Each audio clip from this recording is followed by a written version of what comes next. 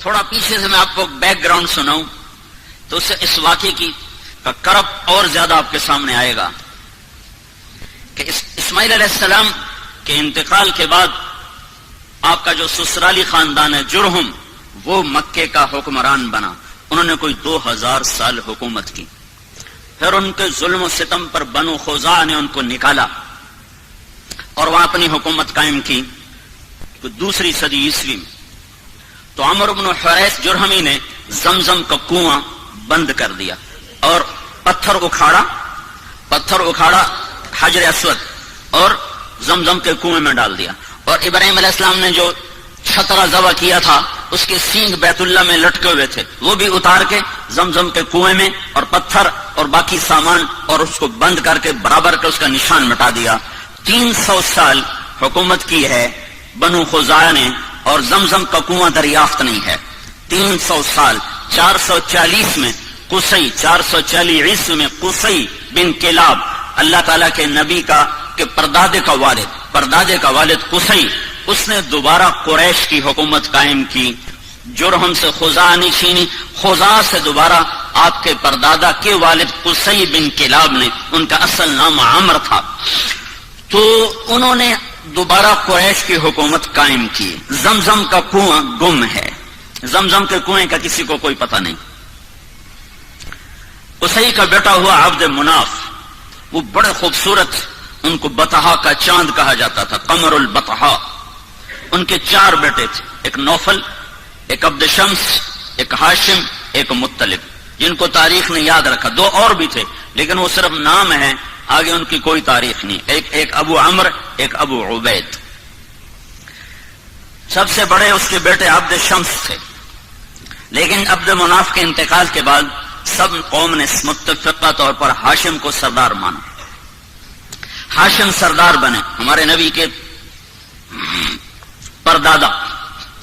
تو ہاشم کی سرداری میں وہ ملک شام کے سفر پر ہیں.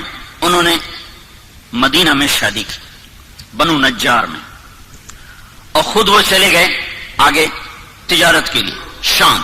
غزہ میں پہنچ کر ان کا انتقال ہو گیا. پیچھے اس عورت سے ایک لڑکا پیدا ہوا، اس لڑکے کے بال سفید تھے تو ماں نے اس کا نام شیبہ رکھا. قریش کی سرداری مطلب کو ملی، مطلب ہاشم کے بھائی مطلب، ان کو سرداری ملی. کسی کو نہیں پتا کہ ہاشم کا ایک بیٹا مدینہ میں ہے جو میرے نبی کا دادا بننے والا ہے.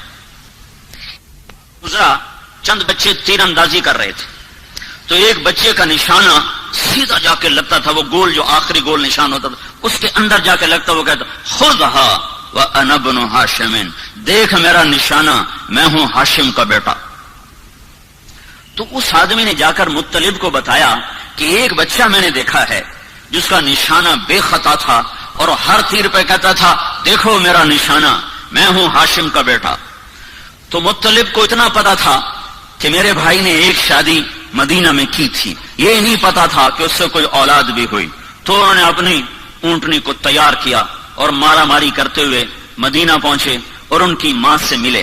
بچے کو دیکھا تو ہاشم کے سارے آثار تھے، پتا کیا ہاں ہاشم کا بیٹا ہے. تو کہا ہمیں دے دو.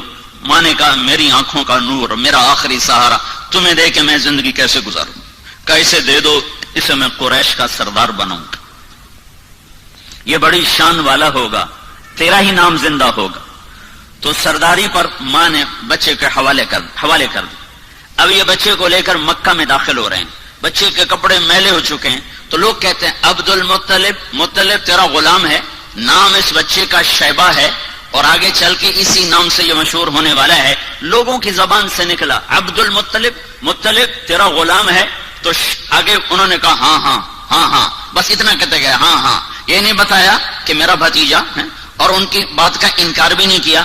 پھر ان کو گھر لے گئے، ان کو نہلا کر دھلا کر اچھے کپڑے پہنا کر پھر دار الندوہ میں لائے، جہاں یہ شرط تھی کہ اس میٹنگ میں صرف 40 سال کی عمر کو ٹچ کرنے والا اس میں داخل ہو سکتا تھا، اس سے نیچے والا اس مجلس میں بیٹھ نہیں سکتا تھا. تو اپنے بھتیجے کو لائے، کہا ابن ہاشم، یہ ہے ہاشم کا بیٹا. لیکن تاریخ نے ان کو عبد المطلب سے محفوظ کر لیا اور ان کا اپنا نام مٹ گیا اور وہ عبد المطلب کے نام سے مشہور ہو گئے. مطلب کی وفات کے بعد سرداری عبد المطلب کو ملتی ہے تو یہ خواب دیکھتے ہیں کہ برکت والا پانی تلاش کرو، برکت والا پانی نکالو. پھر دوسرے دن خواب دیکھتے ہیں برکت والا پانی نکالو. پھر تیسرے دن خواب دیکھتے ہیں برکت والا پانی نکالو. تو تیسرے دن یہ کہتے ہیں وہ پانی کدھر ہے، وہ پانی کہاں ہے؟ تو آواز آتی ہے کل تم حرم میں بیٹھنا، ایک کوا آئے گا، جہاں وہ 3 دفعہ ٹھونگ مارے وہاں وہ پانی ہوگا.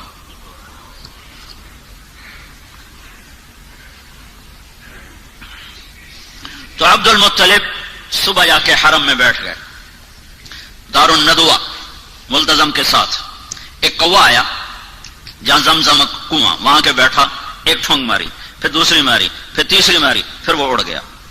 تو عبد المطلب کا ایک بیٹا ہے اس وقت حارث، انہوں نے قریش کو جمع کیا، کہا یہاں وہ مبارک پانی ہے، میری مدد کرو ہم نکالیں. اور کہا کوئی نہیں ایسی سر پھوڑنا، پتھروں سے لڑنا کوئی آسان کام ہے؟ کچھ نہیں ہے. اس نے سب کی منتیں کی، کوئی نہیں مانا. تو دونوں باپ بیٹا مل کر کھودنے لگے. کھودنے میں آئی دقت، تو عبد المطلب کہنے لگے وہ بھی کوئی آدمی ہے جس کی اولاد نہ ہو. اس کو فخر سمجھا جاتا تھا، اولاد کی کثرت کو فخر سمجھا جاتا تھا. اور یہ آج بھی فخر ہے. یہ مغرب کی اندھی تہذیب نے کم بچے خوشحال گھرانہ، یہ بڑا عذاب ہے، بڑا عذاب ہے، بڑا عذاب ہے. جاؤ دیکھو، وہ دیکھ رہے ہیں ان کی نسل ختم ہو رہی ہے اور مائنس میں جا رہی ہے، مائنس میں جا رہی ہے. اللہ کی تقدیر سے لڑنا اپنا ماتھا پھوڑنے والی بات ہے. تو وہ کہنے لگے آج قریش میرا ساتھ نہیں دے رہے، اگر اللہ نے مجھے 10 بیٹے دیے اور 10 کے 10 جوان ہو گئے تو میں ایک کو اللہ کے نام پہ ذبح کر دوں گا. یہ منت مانی اس تنگی کو دیکھ کر کہ کوئی ساتھ دینے والا نہیں ہے. تو کرتے کرتے کرتے وہ کنویں کے آثار ظاہر ہو گئے اور اس میں سے سامان نکلنا شروع ہو گیا، اور وہ حجر اسود نکل آیا اور وہ سینگ نکل آئے. تو سارے قریش آ گئے، عبد المطلب ہمیں کنویں میں حصے دار بناؤ، کہ سب دفع ہو جاؤ، کسی کا کوئی حصہ نہیں، اب یہ صرف میرا ہے اور میری اولاد کا ہے. تو باپ بیٹا نے مل کر زمزم کا کنواں جاری کیا، جس کو بند ہوئے کوئی 300 سال سے زیادہ گزر چکا تھا. دوسری صدی عیسوی میں بند ہوا ہے، اور جا کر 5ویں صدی عیسوی میں جا کر وہ زندہ ہوا ہے. تو بیچ میں کوئی 300-350 سال یہ کنواں بند رہا. تو عبد المطلب کو اپنی منت یاد تھی، اللہ نے اسے حارث دیا، زرار دیا، عباس دیا، قسم دیا، زبیر دیا، مقوم دیا، عبد العزہ دیا، عبد الدار دیا اور عبداللہ دیا، اور 10 پورے ہو گئے. 10 پورے ہو گئے تو سارے جوان ہو گئے. تو اس نے سارے بچوں کو اکٹھا کیا حرم میں، کہا بیٹھو میں نے منت مانی تھی کہ اگر اللہ نے مجھے 10 بیٹے دیے اور 10 جوان ہو گئے تو میں ایک کو اللہ کے نام پہ قربان کروں گا، تم تیار ہو؟ تو 10 نے کہا ہم تیار ہیں. پھیر دے چھری، پھیر دے. ہماری اولاد ہماری جائز بات ماننے کو تیار نہیں ہے، اور اس کی اتنی بڑی بات، ہاں تیار ہیں کرو. تو قرآن اندازی کے لیے حبل کا بت تھا، اس پہ تیر لٹکے ہوتے تھے، اس میں ترکش میں، تو اس پر وہ فال نکالتے تھے. تو اس نے 10 بیٹوں کے نام لکھوائے تیروں پر، اور پھر اس کو گھمایا، پھر وہ یوں حرکت دیتے تھے تو اس میں سے ایک تیر باہر نکلتا تھا. تو جو تیر جو نکلا تو اس پہ عبداللہ کا نام تھا، عبداللہ، محمد بن عبداللہ، عبداللہ. اور عبداللہ عبد المطلب کے سب سے محبوب بیٹے تھے، سب سے چہیتے بیٹے تھے، اور سارے مکہ کی وادی میں سب سے حسین نوجوان تھے. ہر عورت تمنا کرتی تھی کہ میرا اس سے نکاح ہو جائے. تو عبداللہ کا نام نکلا. انہوں نے کہا یا ابت فعل، ابا کر، میں تیار ہوں، میری طرف سے کوئی اعتراض نہیں. تو نے اس کا ہاتھ پکڑا اور چھرا ہاتھ میں، تو سارے مکے میں کوہرام مچ گیا. اور بہنوں نے آ کر، 5 بیٹیاں تھیں، عروہ اور عاتقہ اور صفیہ اور عمیمہ، انہوں نے آ کے شور مچا دی کہ ہمارے سامنے ہمارا بھائی ذبح ہو، ہم یہ برداشت نہیں کر سکتے. قریش اکٹھے ہو گئے، یہ تم نے سنت جاری کر دی تو پیچھے کون اس کو زندہ رکھے گا، اور کیا یہ ظلم کی سنت ہے تم جاری کرنا چاہتے ہو؟ کہا یہ عرب سردار کا بول ہے، یہ پورا ہوگا. جب سارے پیچھے پڑ گئے تو پھر یہ فیصلہ ہوا، جیسے آج کل کے عدالتیں ہیں، تو اس وقت کی عدالتیں ہوتی تھی کاہن، نجومی. تو حجر میں ایک کاہنہ تھی قطبہ کا، اس کے پاس مجھے لے چلو، وہ جو کہے گی میں وہ کروں گا۔ تو یہ سارا قبیلہ قریش حجر پہنچا، وہاں کاہنہ کے پاس پہنچا، تو اس نے پوچھا کہ تمہارے ہاں قتل کی قیمت کیا ہے؟ اگر کوئی بدلہ نہ لینا چاہے اور قیمت لے تو کتنی؟ کہا جی 10 اونٹ۔ کہ ایک تیر پہ لکھو 10 اونٹ اور دوسرے تیر پہ لکھو عبداللہ، اور جا کر وہاں اسے گھماؤ، جب تک عبداللہ کا نام نکلتا رہے اونٹ بڑھاتے جاؤ، 10 کے 20 کرو، 20 کے 30 کرو، 30 کے 40 کرو، جب اونٹوں کا نام نکلے تو عبداللہ کو چھوڑ دو اور جتنے اونٹ نکلے اتنے ذبح کر دو۔ یہ فیصلہ سن کر یہ سارا قافلہ واپس لوٹا ہے، اور وہ حبل کے سامنے وہ تیروں کے اوپر ایک پہ لکھا گیا عبداللہ، ایک پہ لکھا گیا 10 اونٹ۔ جب گھمایا تیر باہر نکلا عبداللہ تو 20 ہو گئے، پھر گھمایا پھر نکلا عبداللہ تو 30 ہو گئے، پھر گھمایا پھر نکلا عبداللہ تو 40 ہو گئے، پھر گھمایا عبداللہ 50 ہو گئے، پھر نکالا عبداللہ تو 60 ہو گئے، پھر نکالا عبداللہ 70 ہو گئے، پھر نکالا عبداللہ 80 ہو گئے، پھر نکالا عبداللہ 90 ہو گئے، پھر نکالا عبداللہ 100 ہو گئے، پھر نکالا تو اونٹ نکلے 100 اونٹ۔ تو سارے قریش نے کہا الحمدللہ، بات ٹھیک ہے 100 اونٹ۔ عبد المطلب نے کہا نہیں نہیں نہیں، ایک دفعہ اور کرو۔ دوبارہ کیا تو پھر 100 اونٹ، پھر انہوں نے کہا نہیں نہیں ایک دفعہ اور کرو، پھر 12 کیا تو 100 اونٹ۔ تو اس پر عبد المطلب نے 100 اونٹ ذبح کیے، اور یہ عبداللہ سارے عرب کی مشہور شخصیت بن گئی، اور ان سے شادی کی تمنا ہر خاندان میں پیدا ہوگی۔ یہ جنگل میں تھے کام کو گئے ہوئے، ان کو یہود نے پہچانا کہ یہ وہ آخری نبی کا باپ ہے، تو اس کو قتل کرنے کے لیے تلواریں نکالی، تو اچانک کچھ نورانی مخلوق ظاہر ہوئی اور انہوں نے یہود کو دھکے مار ان کی آنکھیں نکل گئیں اور وہ اندھے ہو کے ادھر گرے۔ یہ منظر حضرت آمنہ کے والد وہب دیکھ رہے تھے، جنگل میں وہ لکڑیاں کاٹ رہے تھے، انہوں نے یہ منظر اپنی آنکھوں سے دیکھا۔ جب وہ واپس پہنچے تو انہوں نے اپنی بیوی سے ذکر کیا، انہوں نے فوراً عبد المطلب کو اپنی بیٹی کا پیغام بھیج دیا کہ اگر آپ چاہیں تو ہم اپنی بیٹی آمنہ آپ کے بیٹے کے نکاح میں دے سکتے ہیں۔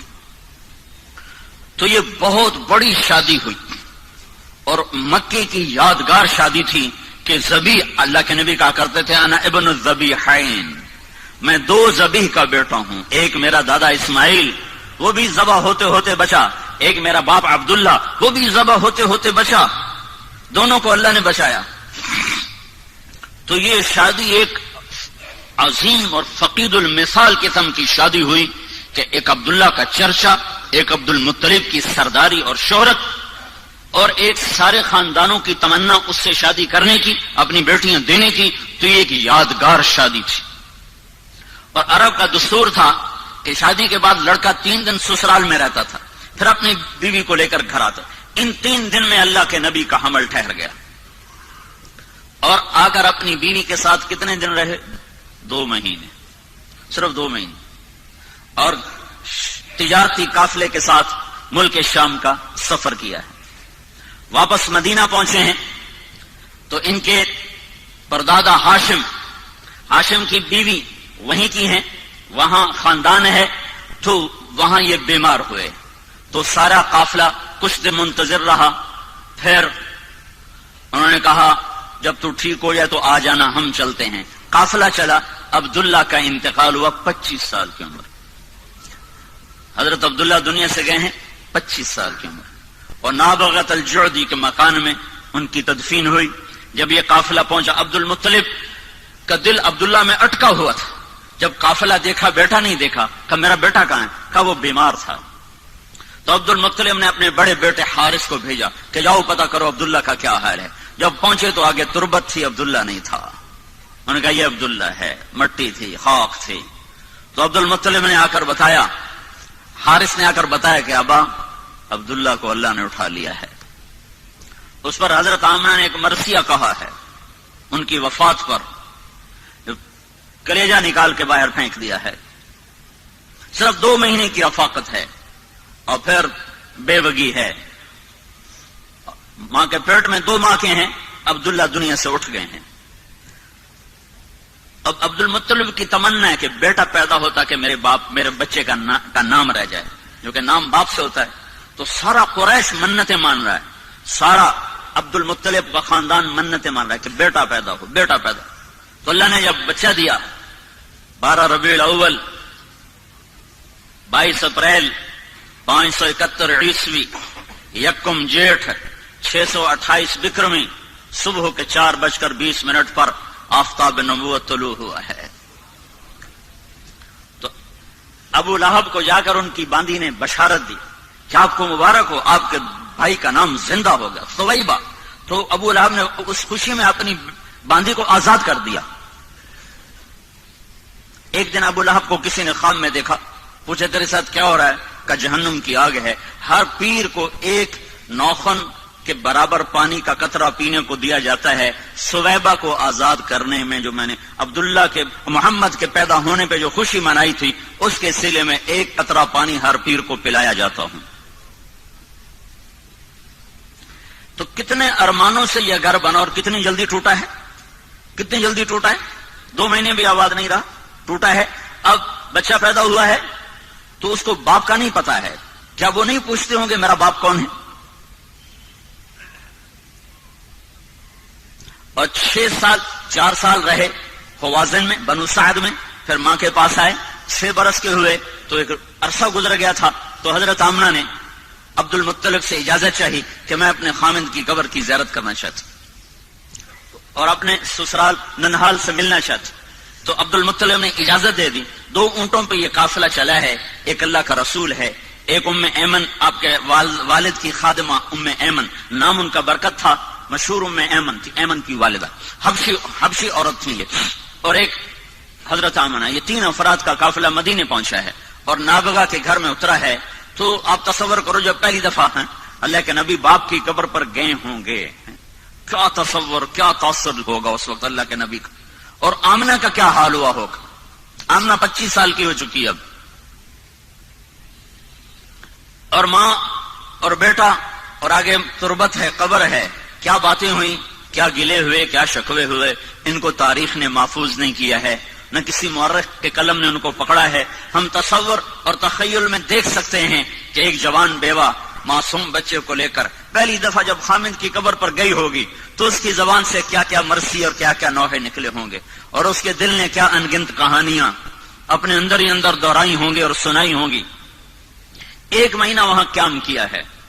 1 مہینہ کے بعد یہ قافلہ واپس مدینے کو چلا ہے. اور ابوا کے قریب پہنچ کر اچانک جیسے حسیب کی ماں کو اچانک موت نے پکڑا، حضرت آمنہ کو موت نے اچانک پکڑا ہے. کوئی بیمار نہیں ہے، کچھ نہیں ہے. بیمار ہوتی تو سفر کرتی. اس وقت کا سفر کوئی موٹر پہ تھا، اونٹنی کا سفر تھا. اچانک موت نے پکڑا ہے. اور میں نے سن 2000 میں جا کے قبر کی زیارت کی تھی. ابوا کے جنگل میں وہ قبر ہے. ایک رہبر، ویسے کوئی نہیں جا سکتا، قدرت مہربان ہوئی، ایک رہبر مل گیا. اس کی وساطت سے ہم اندر گئے. ابوا کی بستی سے کچھ 4-5 کلومیٹر ایک سڑک نیچے پہاڑوں میں جاتی ہے. اس کے بعد وہ ہمیں کہاں لے گیا کچھ پتا نہیں. صرف اپنی یادداشت کی سڑک پہ چل رہا تھا، اور ہمارے پاس ایک عرب کی جیپ تھی، اس میں ہم سوار تھے. اوپر نیچے ٹھوکریں کھاتے ادھر شام ہو رہی تھی. تو وہاں ایسے نوکیلے پہاڑ ہیں، اس طرح ان کے سب پہاڑوں کی جو نوکیں یوں، اور ان کی اونچائی جتنی یہ آپ کی مسجد کی چھت ہے اتنی اونچائی. بڑے پہاڑ نہیں، اتنے پہاڑ ہیں. ایک پہاڑ کے اوپر 20x20 یا 15x15 کا فرش، قدرتی فرش پہلے سے بچھا ہوا تھا. وہاں وہ قبر تھی. وہ پتہ نہیں اس وقت بدوؤں نے بنایا یا پہلے سے اللہ تعالیٰ نے وہ بنا کے رکھا تھا کہ یہاں محمد مصطفیٰ کی ماں کو جگہ دی جائے گی. تو وہاں اچانک موت نے پکڑا ہے. اور آپ اپنی ماں کے سرانے بیٹھے تھے اور خوف زدہ تھے، اور اپنی ماں کو بلاتے آگے جواب نہیں آتا تھا.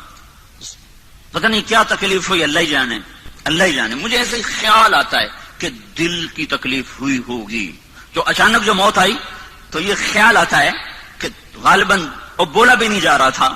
تو وہ یہ ساری نشانیاں کٹھی کٹھی کر کے مجھے ایسے تصور قائم ہوتا ہے. کوئی پکی بات کوئی نہیں ہے. بہرحال موت تھی. بیماری جو بھی تھی تو آپ اپنی ماں کو بلاتے، ماں ماں، تو ایسے دیکھتی اور آنکھیں جھکا لیتی. پھر جیسے بجھتی شمع بھڑکتی ہے تو انہوں نے اپنی ساری طاقت کو جمع کر کے کہا کل حی میت وکل جدید بال، ہر زندہ نے مرنا ہے اور ہر نئی چیز نے پرانا ہونا ہے. مجھے لگتا ہے میری موت آ چکی ہے لیکن مجھے یقین ہے میرا نام باقی رہے گا کہ میں نے ایک ایسا بچہ چھوڑا ہے جو کائنات کو روشن کرے گا. اور یہ آخری کلمات تھے. او اللہ کے نبی نے ماں کے سینے پہ سر رکھا ہے. اب تو 6 سال کا بچہ ہے. کاش تم وہ جگہ دیکھتے. میں نے ہزاروں دفعہ یہ قصہ سنا ہے اور ہر دفعہ میں روتا ہوں. اب تو ویسے موقع ہی ایسا ہے کہ رونا آ رہا ہے. چاروں طرف وحشت ناک ویرانہ ہے. سن 2000 میں اتنی وحشت تھی تو 14 صدی پہلے وہاں کیا وحشت ہوگی.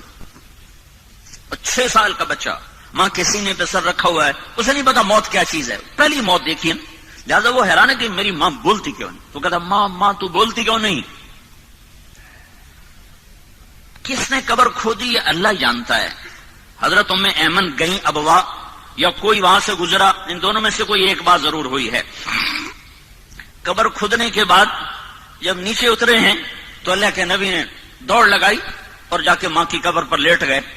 جب ام ایمن پہنچ گئے تو اللہ کا نبی کیا کہہ رہا تھا، ماں تم میرے ساتھ چلتی کیوں نہیں. تمہیں نہیں پتا تیرے سوا میرا دنیا میں کوئی نہیں ہے. تو میرے ساتھ کیوں نہیں چلتی. اما تدرین لیس لی احد سواک، تیرے سوا میرا کوئی نہیں ہے. تو ام ایمن نے اس حال میں اٹھایا ہے وہ کہتے تھے میں نہیں جاؤں گا. اپنی ماں کی قبر کو پکڑ لیا کہ میری ماں چلی گئی تو میں جاؤں گا. 6 برس. حسیب تو 22 برس کا نوجوان ہے. میرا نبی تو صرف 6 سال کا تھا. اس کے تو کوئی کاروبار نہیں تھے، اس کی تو کوئی جائیداد نہیں تھی. آگے یتیمی کا کالا اندھیرا چھایا ہوا ہے. مکے تک کچھ نہیں کھایا پیا. 2 راتیں 2 دن کا سفر باقی ہے، کچھ نہیں کھایا پیا. اور وہاں جا کے بھی کھانا پینا چھوڑ دیا. سارا دن کچھ نہیں کھاتے تھے. زمزم کے چند گھونٹ پی لیتے تھے اور الگ چپ کر کے بیٹھے رہتے تھے.